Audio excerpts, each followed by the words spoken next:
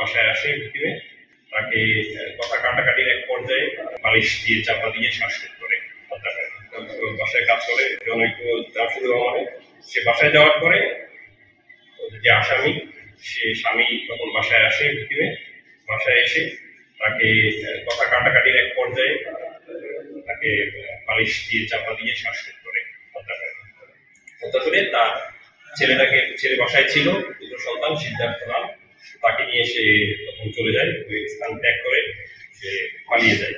এর পরবর্তীতে মধুখালী থানায় ভিকটিমের মা মামলা করে হত্যা মামলা দায়ের করে। মামলায় পরবর্তীতে তদন্তকারী কর্মকর্তাকে প্রতিচালন বরাবর দেয়। তারই প্রেক্ষিতে আমরা গোয়েন্দা এবং ছায়া তদন্ত শুরু করি।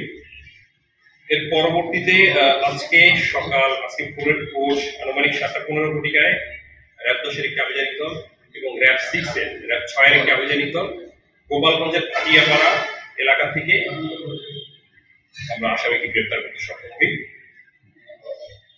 এজাহারে শুধুমাত্র আসামি একজনই ছিল, আমরা তাকে গ্রেপ্তার করছি। আমরা পরবর্তী আইনানুগ ব্যবস্থা নেওয়ার জন্য প্রক্রিয়াধীন অবস্থায় আছি।